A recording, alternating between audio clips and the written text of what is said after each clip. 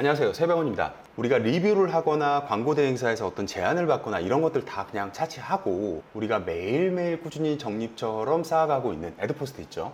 애드포스트에 달리는 그 광고 단가로만 봤을 때 과연 돈이 되는 카테고리는 어디일까? 현재 기준에서 하기 좋은 돈 되는 카테고리는 어딘가 3개를 한번 엄선을 해봤고 그것까지 소개를 드려보는 시간 갖겠습니다. 자, 지금 보고 계신 화면은 얼마 전에 저희 진진님께서 불톡 스레드에다 올렸던 피드예요. 나는 애드포스트를 개설도 못한 커피값 정도, 교통비 정도, 이미 월급 넘은 이렇게 투표를 한번 했었는데 51%가 넘는 분들이 압도적으로 커피값 정도를 벌고 있다라고 답변을 해주셨던 재밌는 결과가 있습니다. 그래서 광고 단가로만 보는 돈 되는 카테고리를 어떻게 설명을 드릴 거냐면 크게 2가지로 시장 조사를 해봤습니다. 첫 번째는 저희 불톡 키워드 리스트에 각 카테고리마다 들어가서 파워링크 단가가 높은 키워드로 필터를 바꿔요.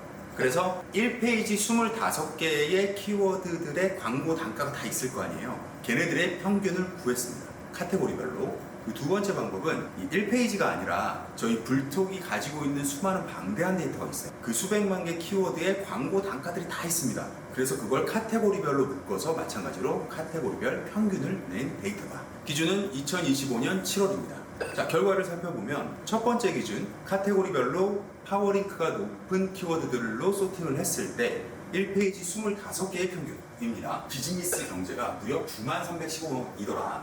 2위 사회정치 71,000원, 건강의학 3위 67,000원, 4위가 일상생각인데 45,000원, 그리고 5위가 육아결혼이에요. 45,000원 비슷합니다.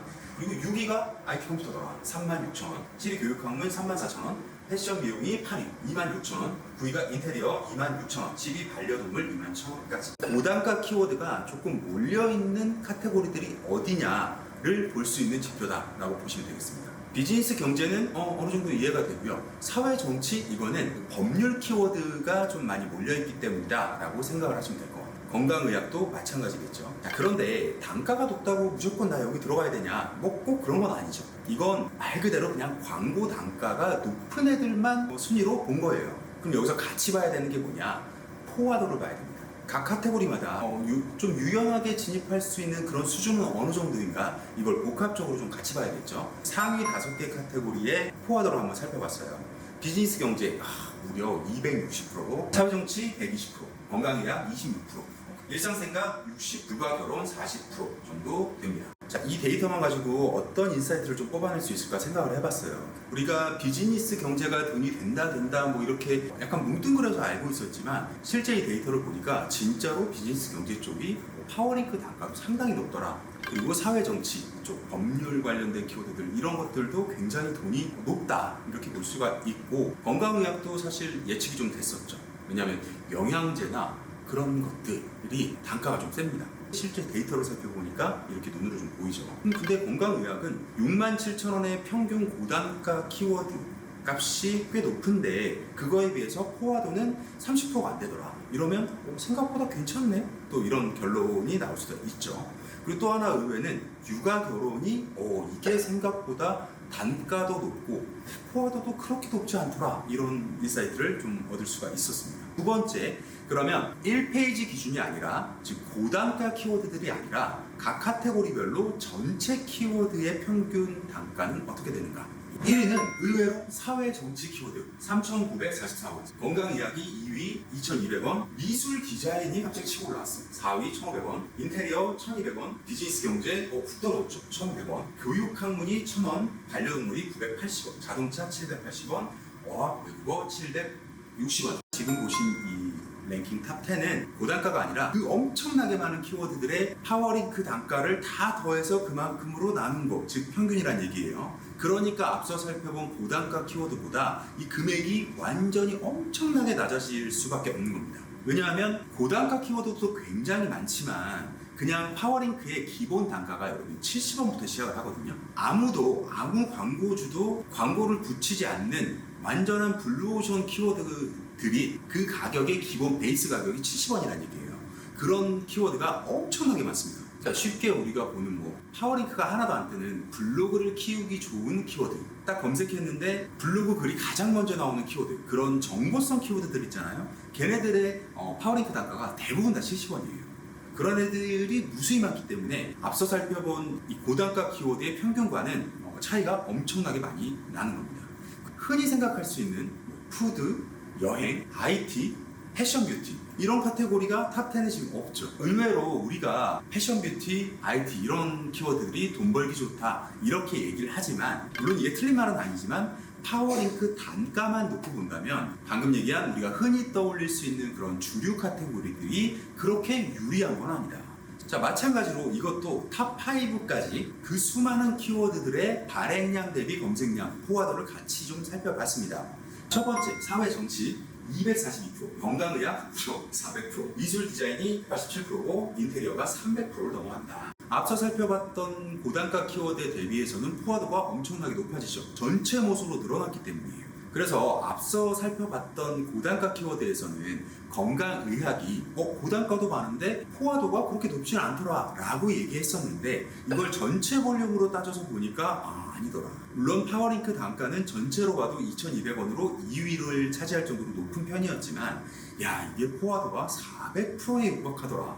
엄청난 경쟁이 치열한 그런 카테고리구나 라는 걸 조금 더 깊게 보니까 알 수가 있었죠. 앞서 살펴본 결과를 토대로 몇 개 카테고리를 뽑아서 이걸 신호등처럼 재밌게 한번 색깔을 부여해서 카테고리의 특성을 한번 살펴봤습니다. 신호등, 초록불, 노란불, 빨간불 이렇게 세 개가 있죠. 이렇게 등급을 한번 매겨봤고요. 첫 번째, 리빙 카테고리, 인테리어 DIY. 이건 초록불이다. 이유는 수요가 꾸준하고요. 그리고 컨텐츠 진입이 비교적 용이한 포화도까지 같이 살펴봤을 때. 두 번째는 사회 정치 카테고리. 이거는 노란. 이게 단가는 최고입니다. 단가는 최고인데 진입이 쉽지 않은 카테고리다.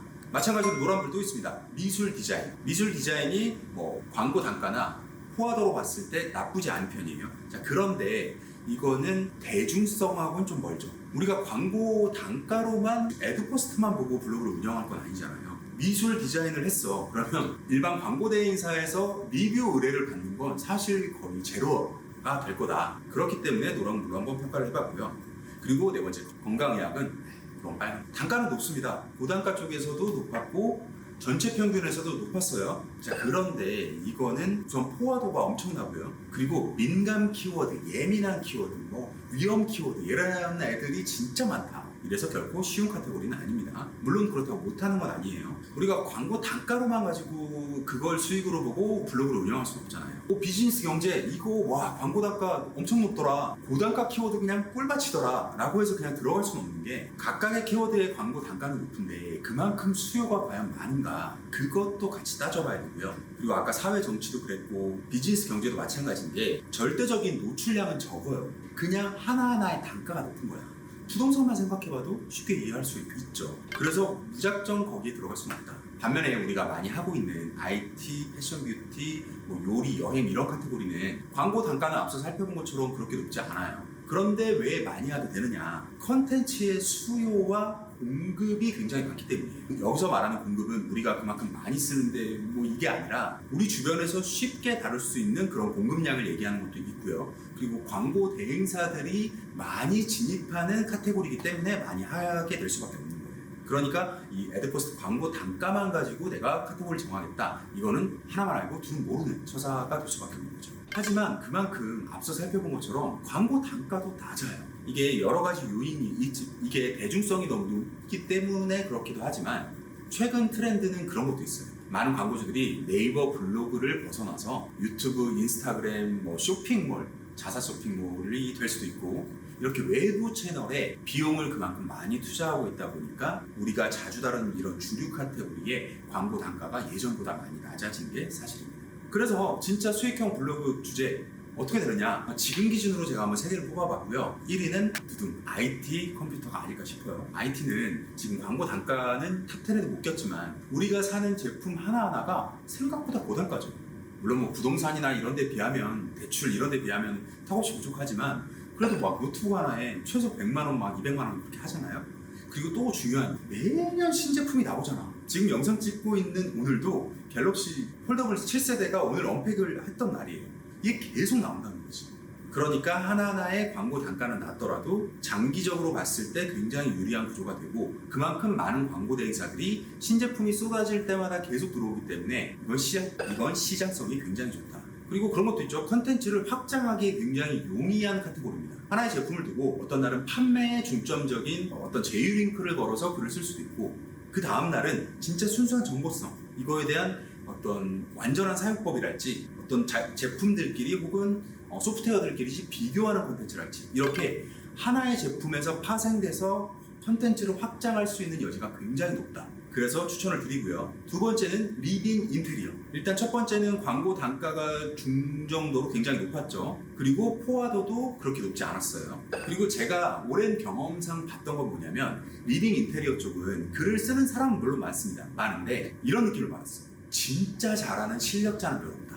다르게 말하면 진짜 짜임새 있는 구조화된 글을 쓰는 사람이 그렇게 많지 않구나라는 생각을 항상 하고 있었어요. 그리고 모든 것들이 IT만큼 고단가는 아니지만 선택할 수 있는 제품의 폭이 굉장히 넓고, 이것도 계속해서 신제품이 나온다는 특징도 있죠. 또한 유행도 타요. 가구 같은 거 생각하면 그렇죠. 그리고 리빙에는요, 가전제품도 포함이 돼요. 그렇기 때문에 더 쓰기 좋은 카테고리다. 그리고 IT에서 설명했던 컨텐츠의 확장성이 제가 보기엔 리빙 인테리어도 가전 쪽도 굉장히 좋습니다. 마지막 세 번째는 교육 그리고 육아에서 걸쳐서 할 수 있는 자녀 관련된 콘텐츠들. 아까 잠깐 제가 얘기를 했던 건데, 학습지랄지, 그리고 학원 관련된